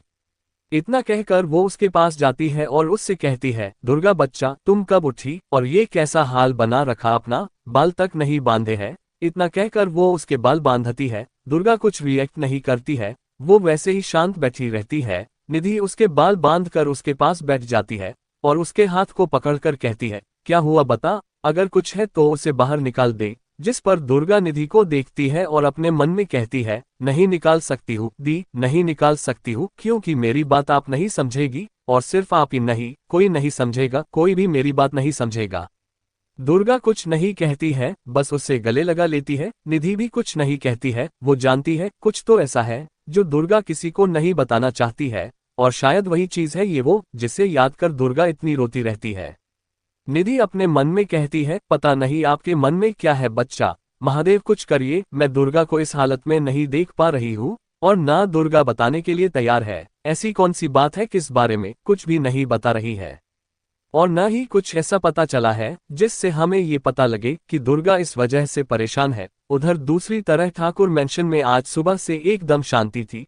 सब कल के बारे में सोच रहे थे, खासकर कबीर और मिसेज ठाकुर। मिसेज ठाकुर को अब आराम था, इसलिए वो बाहर कमरे से आ गई थी। जिस पर कबीर कहता है, मोम आप बाहर क्यों आ गई, अभी आपको आराम करने की जरूरत है। जिस पर मिसेज ठाकुर कहती है, नहीं कबीर मैं ठीक हूँ अब। इतना कहकर वो वहां आकर बैठ जाती है। तब कैलाश जी कहते हैं, आज महागुरु जी आने वाले हैं। जिस पर मिसेज ठाकुर कहती है, ये तो अच्छी बात है पापा जी, उनके हाथों से घर में शांति पूजा हो जाएगी तो अच्छा रहेगा। कबीर अपनी मोम को इतना नॉर्मल देखकर कहता है, मोम आप सच में सही है ना। जिस पर मिसेज ठाकुर कहती है, हाँ कबीर अब मैं बिल्कुल ठीक हूँ। कल दुर्गा ने मुझे मेरी असली औकात दिखाई है कि मैं क्या हूँ और हमने क्या खोया है। पापा जी आप सही कहते थे, हम सब इतने पावरफुल होकर बेकार है। जब हम अपनी बच्ची को नहीं ढूंढ पाए तो क्या फायदा इतना पावरफुल होने का, इतना पैसा, इतना रुतबा होने का कोई फायदा नहीं। जिस पर राहुल कहता है, नहीं माँ ऐसा नहीं है माँ उस वक्त। तब मिसेज ठाकुर कहती है, ऐसा ही है राहुल, जब इतने साल गुजार दिए अपनी बेटी के तो आगे भी गुजार लेंगे। इतना कहते वक्त मिसेज ठाकुर की आंखों में आंसू आ जाते हैं। तब मिस्टर ठाकुर कहते हैं, नहीं आशी ऐसा नहीं होगा, देखना एक दिन आएगा जब दुर्गा इस घर में होगी, हमें इतनी जल्दी हार नहीं माननी चाहिए। जिस पर कैलाश जी कहते हैं, बहु नैतिक सही कह रहा है, हम इतनी जल्दी नहीं हार मान सकते हैं, और हमने तो अभी पूरी कोशिश भी नहीं की है, तो कैसे मान ले कि वो नहीं आएगी। कबीर कहता है, हाँ मोम मैं मानता हूँ, कल जो दुर्गा ने गुस्से में आपके साथ किया है वो नहीं करना चाहिए, लेकिन उसका वो इतने सालों का गुस्सा था जो इतनी जल्दी खत्म नहीं होगा। तब दादाजी कहते हैं, कबीर महागुरु आने वाले हैं, इसलिए तुम गेट पर जाओ और बहू उनके लिए सारी तैयारी करके रखना, बाकी तुम्हें अच्छे से पता है। जिस पर आशी जी कहती है, जी पापा जी मैं सब संभाल लूंगी। इतना कहकर वो वहां से किचन की तरफ चली जाती है। मिस्टर ठाकुर उसे देखते रह जाते हैं। कबीर अपने डैड से कहता है, डैड आप चिंता मत कीजिए, मोम को बस धक्का लगा है, इस वजह से वो ऐसा रिएक्ट कर रही है, लेकिन वो जल्दी समझ जाएगी। जिस पर मिस्टर ठाकुर कहते हैं, आई होप ऐसा ही हो कबीर, वरना तुम्हारी माँ को संभालना बहुत मुश्किल हो जाएगा। थोड़ी देर बाद ठाकुर मेंशन में एक गाड़ी आकर रुकती है और उसमें से निकलते हैं महागुरु। कबीर उनका जल्दी से वेलकम करने के लिए आता है और उन्हें अंदर ले जाता है। महागुरु जी जैसे ही अपने कदम मेंशन के अंदर रखते हैं तो उनके चेहरे के भाव अजीब हो जाते हैं, जिसे सब लोग नोटिस करते हैं। महागुरु कुछ नहीं बोलते हैं, वो चुप ही रहते हैं। कबीर उनके पैर धोता है, उसके बाद सब उनका आशीर्वाद लेते हैं।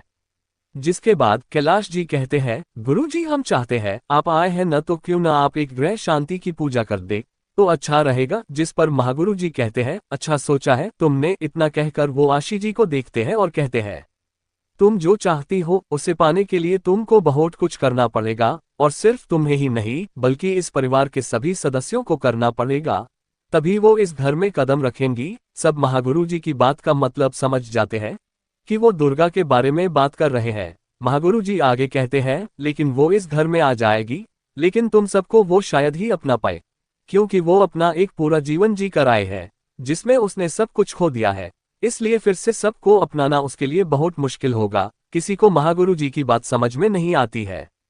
आखिर महागुरु जी क्या कहने की कोशिश कर रहे हैं आप, कैलाश जी उनसे पूछते हैं। जिस पर महागुरु जी मुस्कुराते हैं और कहते हैं, जल्द पता चल जाएगा। उधर अपार्टमेंट में दुर्गा इस वक्त अपने कमरे में थी, वो इस वक्त तैयार हो रही थी। तभी मीरा और दिव्या भी वहां आ जाती है, जो दोनों खुद भी तैयार थी। मीरा दुर्गा को देखते हुए कहती है, तू सच में ऐसा चाहती है? जिस पर दुर्गा कहती है, हाँ क्योंकि अगर मैं यहाँ दिन भर रही तो पागल हो जाऊंगी, इसलिए कॉलेज जाने का सोचा है। बस वहां मुझे कोई ऐसा वैसा ना मिल जाए जिससे मेरा दिमाग खराब हो जाए। ये सुनकर दिव्या और मीरा एक दूसरे को देखती है। थोड़ी देर बाद तीनों अपार्टमेंट से निकल जाती है। मीरा दिव्या उसे अपने कॉलेज में ले जा रही थी जहां वो पढ़ती थी। दोनों इस वक्त एमबीए कर रही थी। जिस पर दुर्गा अपने मन में कहती है, फिर से एमबीए? नहीं, इस बार कुछ नया करूंगी। दुर्गा कहती है, मुझे एमबीए नहीं करना है, कोई और कोर्स हो बताओ। जिस पर मीरा कहती है, क्या बात कर रही है, तू पागल तो नहीं हो गई? अगर तूने अपना एमबीए आधे में छोड़ दिया तो तुझे डिग्री तक नहीं मिलेगी। जिस पर दुर्गा कहती है, बिजनेस खड़ा करने के लिए कोई डिग्री की जरूरत नहीं होती है, जॉब लेने के लिए होती है। और मुझे जॉब तो करनी नहीं है, इसलिए मुझे डिग्री की कोई टेंशन नहीं है। मुझे बताओ और कोर्स हो, नहीं तो मैं खुद पता कर लूंगी। मीरा और दिव्या तो अपना मुंह खोले उसे देखते रह जाते हैं। मीरा कहती है, तू सच में बिजनेस करने वाली है? जिस पर दुर्गा उसे देखती है जैसे वो कोई पागल हो। क्या मैंने पहले नहीं कहा था? जिस पर मीरा कहती है, तब मुझे लगा था तू शायद मजाक कर रही है। जिस पर दुर्गा अपना सर ना में हिला देती है। थोड़ी देर बाद तीनों कॉलेज पहुंचती है। ये कॉलेज मुंबई का काफी फेमस कॉलेज है। यहाँ हर तरह के बच्चे पढ़ते हैं और हर तरह की सुविधा भी है। कॉलेज को देखते हुए दुर्गा आगे बढ़ रही थी कि तभी वो किसी से टकरा जाती है। वो गिरते गिरते बचती है, जिस पर दुर्गा गुस्से से उस इंसान को कुछ कहने जा ही रही थी कि उस इंसान को देखकर एकदम से रुक जाती है। वही वो इंसान भी शांति से उसे ही देख रहा था। उस इंसान की आंखें देखकर दुर्गा का दिल पता नहीं क्यों जोर जोर से धड़कने लगा था और वही चीज सेम उस इंसान को भी हो रही थी। जिस पर दुर्गा कहती है, ये मेरा दिल इतना क्यों धड़क रहा है? इतना कहकर वो इधर उधर देखती है, तभी वहां दिव्या आ जाती है और दुर्गा का हाथ पकड़कर वहां से ले जाती है। वो इंसान दुर्गा को जाते हुए देखता है और उसे देखकर अपने मन में कहता है, ये मेरा दिल क्यों इतना धड़क रहा है? तभी उसका दोस्त वहां आ जाता है और उससे कहता है, अरे यार, तू यहाँ क्या कर रहा है? चल, प्रिंसिपल ऑफिस उधर है। इतना कहकर वो उसे प्रिंसिपल ऑफिस ले जाता है। वही दिव्या दुर्गा से कहती है, तू वहां क्या कर रही है उस लड़के के सामने? जिस पर दुर्गा कहती है, अरे वो मुझसे टकरा गया था, मैं उसका मुंह ही तोड़ने वाली थी कि तू मुझे ले आई। जिस पर दिव्या कहती है, चुप कर, धीरे से बोल, तू जानती भी है वो कौन है? जिस पर दुर्गा कहती है, कोई भी हो, दुर्गा ठाकुर को कोई फर्क नहीं पड़ता है। जिस पर दिव्या उसे देखती रह जाती है। वही दुर्गा को भी एहसास हो जाता है। वो जल्दी से कहती है, मुझे कोर्स के नाम बता, नहीं तो मैं जा रही हूँ। तब दिव्या कहती है, मीरा टेम्पलेट लेने गई, फिर देख लेना। जिस पर दुर्गा कहती है, तो तब तक मैं करूँ, चल कर कुछ खाते हैं, भूख लगी है। इतना कहकर वो दिव्या को लेकर कैंटीन ढूंढते हुए वहां ले जाती है और वहां आकर वो अपने लिए खूब सारा ऑर्डर करती है और ऑर्डर करते ही वो खाना शुरू कर देती है। दिव्या उसे आंखें फाड़े देख रही थी और वही सब का हाल भी था। तभी मीरा उन दोनों को ढूंढते हुए वहीं आ जाती है और दुर्गा को इतना सारा खाते हुए देखकर वो भी शॉक हो जाती है। वो उसके सामने बैठते हुए कहती है, दुर्गा, तू इतनी खाएगी तो किसी दिन फट जाएगी। ये सुनकर दुर्गा उसे गुस्से से देखती है। जिस पर मीरा डर जाती है और वो जल्दी से कहती है, अरे मैं तेरे भले के लिए कह रही हूँ, तू अभी अभी सही हुई है तो कहीं तेरी तबीयत खराब ना हो जाए, इसलिए कह रही हूँ, तेरी वजह से दी को भी परेशान होना पड़ेगा। जिस पर दुर्गा खाते हुए कहती है, शायद तुम सही कह रही हो, तो मैं कुछ कम कर देती है। एक काम करो, ये लो, एक डिश तुम खा लो, बाकी मैं खा लूंगी। उसकी बात सुनकर दिव्या कहती है, अरे नहीं नहीं, तू खा, हम पर इतना आसान करने की जरूरत नहीं है। जिस पर दुर्गा कहती है, ठीक है, मुझे क्या। इतना कहकर वो फिर से खाने लगती है।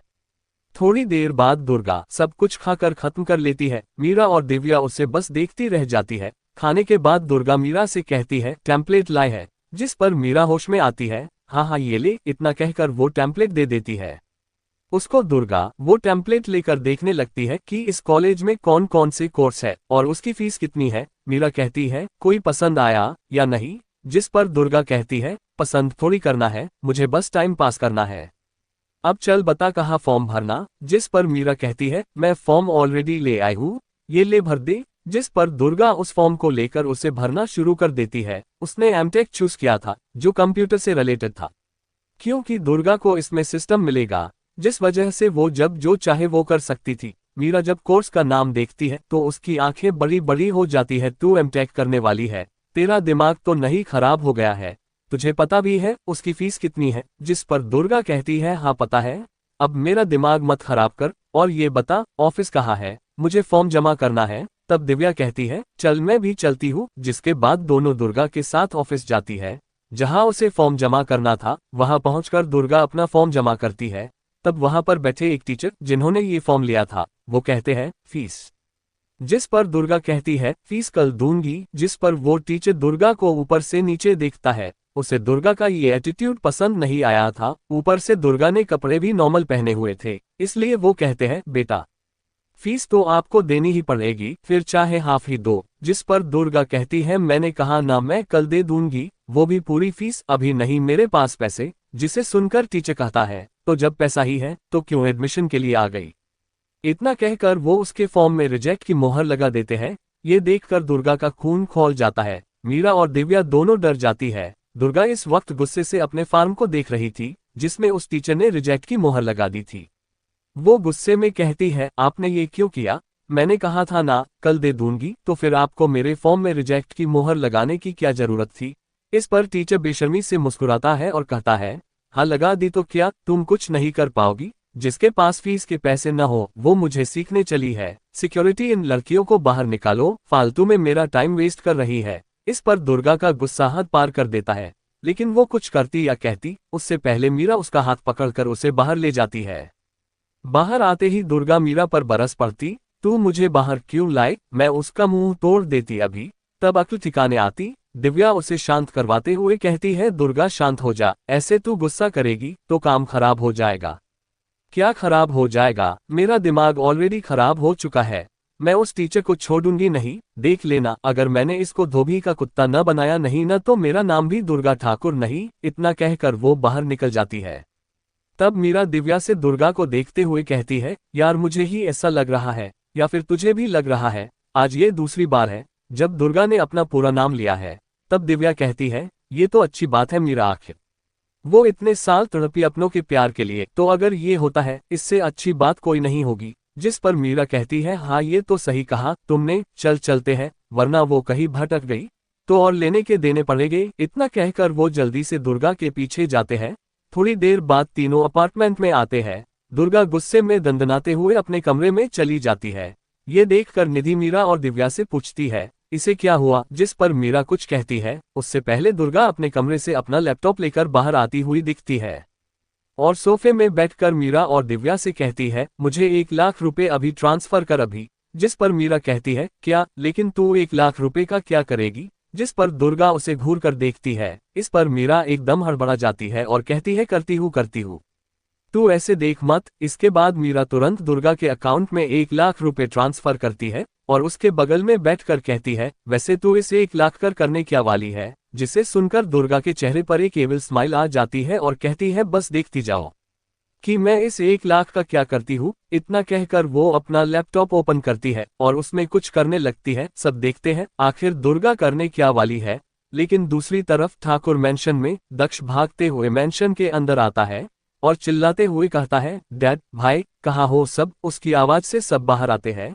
कबीर बाहर आते हुए कहता है, क्या बात है दक्ष, इतना क्यों चिल्ला रहे हो? जिस पर दक्ष कहता है, भाई वो प्रिंसेस कॉलेज आई थी आज। जिस पर सब चौंक जाता है।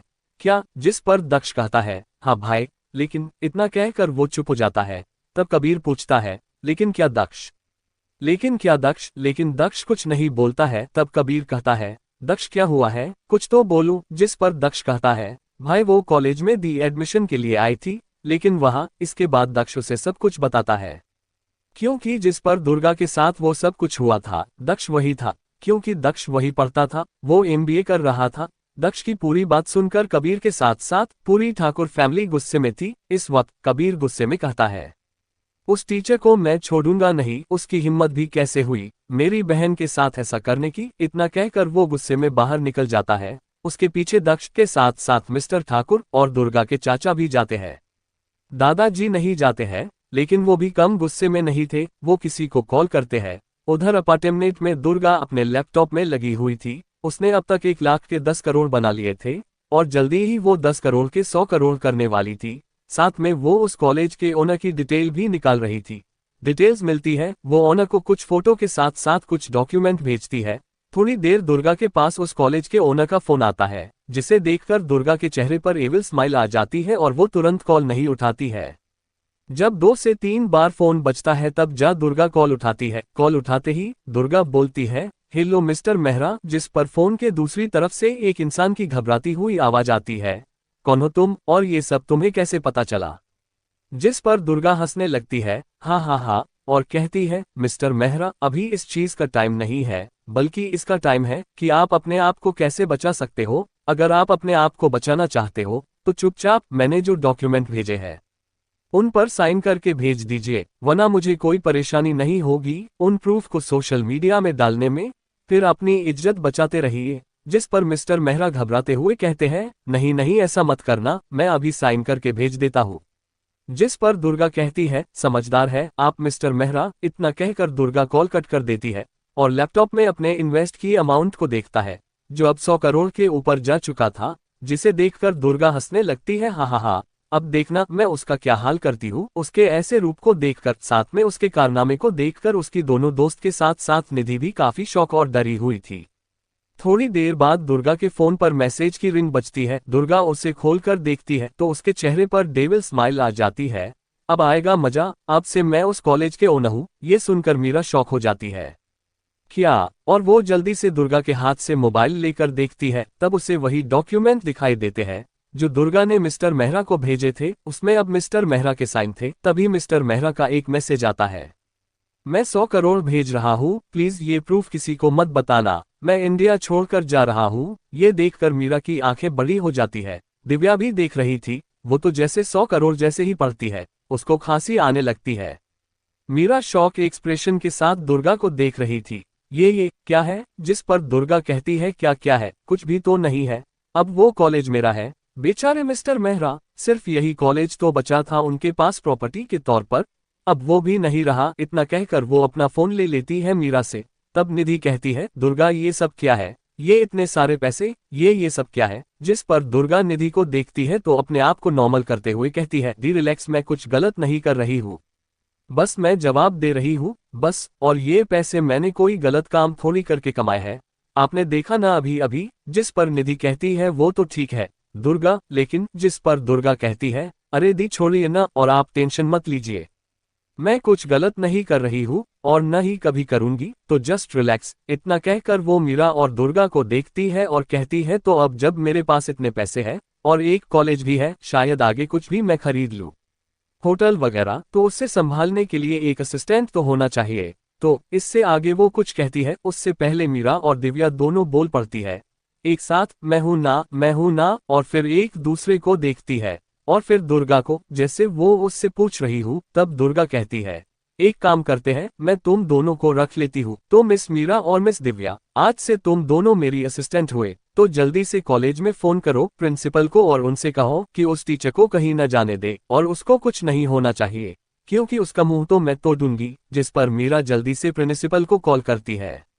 वही दुर्गा दिव्या को देखती है और कहती है, और मिस दिव्या, तुम एक मस्त सा घर ढूंढो जिसमें सारी चीजें हो। जिस पर दिव्या कहती है, इसमें ढूंढने जैसा क्या, मेरे मेंशन के सामने एक मेंशन खाली पड़ा हुआ, और मेंशन बहुत बड़ा है, अगर तुम कहो तो उसे ही खरीद लेते हैं। जिसे सुनकर दुर्गा तुरंत मना कर देती है और कहती है, बिल्कुल भी नहीं, मैं किसी की यूज की हुई चीज कभी नहीं लूंगी, समझी? जिस पर दिव्या कहती है, ठीक है, गुस्सा क्यों कर रही है, मैं देखती हूँ। तब तक मीरा दुर्गा के पास आती है और कहती है, दुर्गा मैंने बात कर ली है, वो उस टीचर को कहीं नहीं जाने देंगी, लेकिन एक बात और है, वो मिस्टर कबीर ठाकुर को ये बात पता चल चुकी है, इसलिए वो ऑलरेडी पहुंच चुके हैं। ये सुनकर दुर्गा के चेहरा एकदम से सख्त हो जाता है।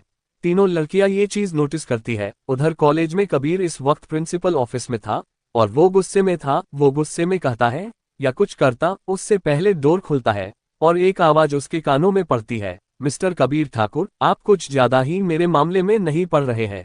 ये आवाज कबीर कैसे नहीं पहचानता। वो पीछे मुड़कर देखता है तो वहां दुर्गा खड़ी थी, लेकिन इस बार उसका स्टाइल अलग था। वो पूरे विश्वास के साथ अंदर आती है और कबीर के सामने खड़ी हो जाती है।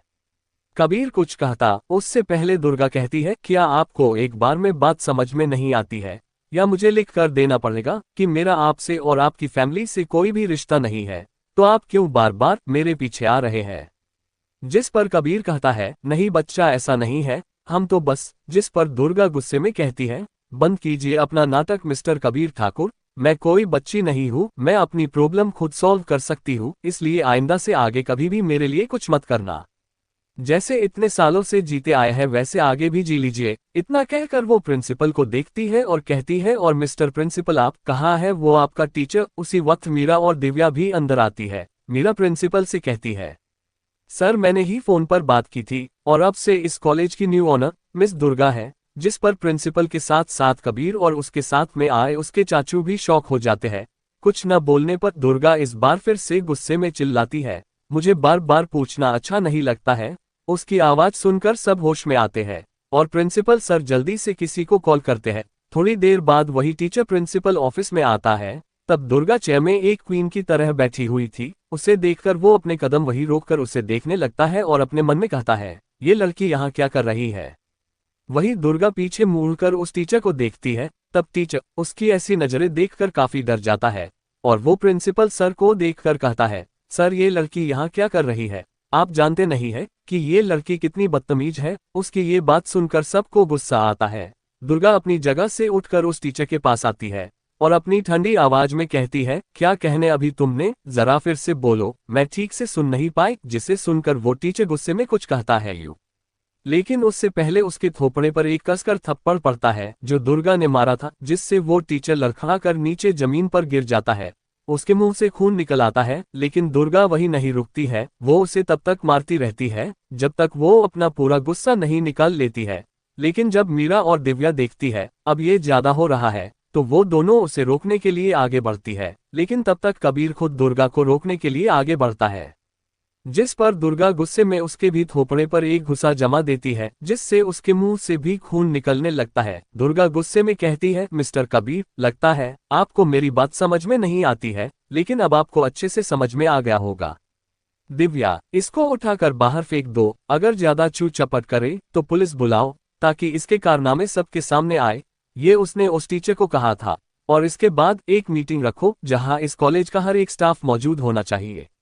आए बात समझ? और मिस्टर कबीर, जितनी जल्दी आप समझ ले उतना आपके लिए बेहतर होगा। इतना कहकर वो गुस्से में उस टीचर को एक कसकर लात जमाकर बाहर निकल जाती है। वही कबीर अभी भी शॉक में था, क्योंकि उसने ऐसा कभी एक्सपेक्ट नहीं किया था कि कभी ये दिन भी आएगा। ये सोचकर उसकी आंखों से आंसू निकल आते हैं। वही मीरा कबीर के पास आती है और कहती है, मिस्टर कबीर, दुर्गा की तरफ से मैं आपसे माफी मांगती हूँ। उसने जो कुछ भी किया उसे वो नहीं करना चाहिए था।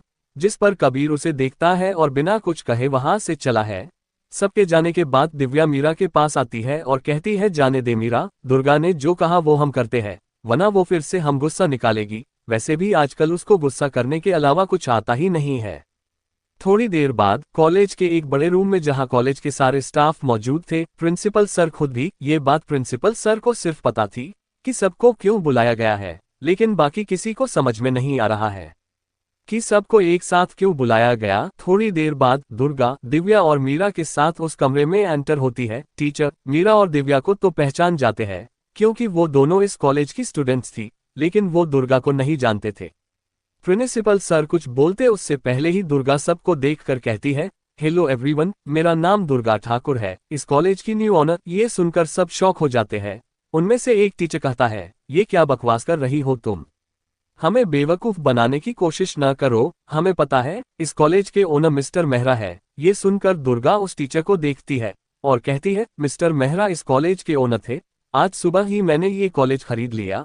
अगर किसी को विश्वास ना हो तो ये देखो, मेरे पास डॉक्यूमेंट है जहां साफ साफ मेंशन किया हुआ सब कुछ। इतना कहकर दुर्गा वही डॉक्यूमेंट सबको दिखाती है। सो अब आप लोगों को यकीन हो गया होगा, तो आगे की बात करते हैं। इधर जहां दुर्गा मीटिंग कर रही थी, तो उधर दूसरी तरफ कबीर वापस मेंशन पहुंचता है। तो उसे देखकर मिस्टर ठाकुर कुछ पूछते हैं, कबीर क्या हुआ? एक मिनट, तुम किसी से लड़कर आ रहे हो? जिस पर कबीर कोई जवाब नहीं देता है, वो चुप रहा था। तब कबीर के चाचू यानी करण ठाकुर कहते हैं, भाई साहब ये पूछिए क्या नहीं हुआ? मुझे तो लगता है आपको अपनी बेटी को भूल जाना चाहिए, क्योंकि वो ये सब कुछ डिजर्व नहीं करती थी। ये सुनकर उनके डैड गुस्से में कहते हैं, जुबान को लगाम दो करण, कि तुम क्या कह रहे हो? जिस पर करण कहता है, मैंने कुछ गलत नहीं कहा है डैड। आज जो कॉलेज में हुआ है, अगर आप लोगों को पता चला ना, तो आप सब भी यही सोचोगे। आप जानते नहीं है, आज दुर्गा ने आपकी खोई हुई पोती ने कबीर पर हाथ उठाया है। ये जो इसके चेहरे पर चोट लगी है, ये उसी का नतीजा है। ये सुनकर सब शॉक हो जाते हैं। क्या नहीं, ये सच नहीं हो सकता है, दुर्गा ऐसा कुछ नहीं कर सकती है। आशी जी कहती है। उनकी बात सुनकर करण कहता है, लेकिन ऐसा हुआ है भाभी, अगर यकीन नहीं है तो आप ये सब कबीर से क्यों नहीं पूछ लेते? एम श्योर वो तो झूठ नहीं बोलेगा। इस पर आशी कबीर को देखकर कहती है, कबीर कह दे ये सब झूठ है, दुर्गा ये सब नहीं कर सकती है। लेकिन कबीर चुप रहा, क्योंकि आज जब दुर्गा ने उस पर हाथ उठाया तो उसे धक्का लगा था, जिस वजह से वो अभी भी शॉक में था। वो अभी उस शॉक से बाहर नहीं आ पाया था। आशी जी उसको पकड़कर हिलाती है। तब जाकर कबीर होश में आता है और अपनी माँ को देखता है, जिनकी आंखों में ऑलरेडी आंसू थे। तू कुछ बोलता क्यों नहीं है? कह दे ये सब झूठ है, दुर्गा ऐसा कभी नहीं कर सकती है। भले ही उसके अंदर कितना गुस्सा हो हम लोगों के अंदर, लेकिन वो कभी अपनों पर हाथ नहीं उठा सकती है। बोल कबीर। मिस्टर ठाकुर कहते हैं, कबीर कुछ तो बोलो, जवाब दो अपनी माँ की बातों का। जिस पर कबीर धीरे से कहता है, ये सच है मोम, हमने दुर्गा को खो दिया है। ये सुनकर सब शॉक हो जाते हैं, किसी को विश्वास नहीं हो पा रहा था कि दुर्गा कुछ ऐसा कर सकती है। लेकिन आशी जी को अभी भी विश्वास नहीं हो रहा था। नहीं नहीं, ये सच नहीं हो सकता है, तुम झूठ बोल रहे हो कबीर, दुर्गा ऐसा कभी नहीं कर सकती है। इतना कहते हुए आशी जी पीछे की तरफ चलने लगती है, लेकिन तभी वो लड़खड़ा कर गिरने को होती है। लेकिन वक्त रहते कबीर उन्हें संभाल लेता है। मोम मोम, समझने की कोशिश करो, प्रिंसेस हमसे बहुत दूर जा चुकी है। लेकिन आशी जी कुछ समझने के लिए तैयार नहीं थी। वो बार बार यही रट लगाए जा रही थी कि उनकी बेटी ऐसा कुछ नहीं कर सकती है, और ऐसा कहते कहते वो बेहोश हो जाती है। जिस पर कबीर घबरा जाता है। मोम मोम, क्या हुआ आपको?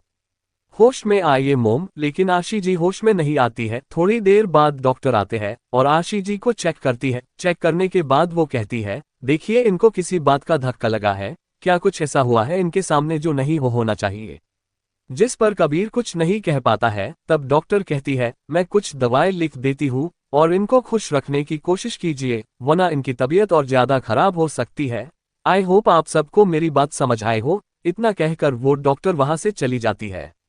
उधर दूसरी तरफ कॉलेज में दुर्गा मीटिंग खत्म कर लेती है, जिसमें कुछ टीचर को सीधे पुलिस स्टेशन पहुंचा दिया था विद प्रूफ। साथ में कुछ न्यू रूल्स बनाए थे और जल्दी वो एक कम्युनिटी बनाएगी जिसमें स्टूडेंट्स के बिहेवियर को देखते हुए और रूल्स बनाया जाएंगे। साथ में जो गरीब स्टूडेंट्स हैं उनके लिए कुछ सोचा जाएगा जिससे उनकी पढ़ाई में कोई परेशानी ना हो। इन सब के बाद दुर्गा वहां से घर के लिए निकल जाती है।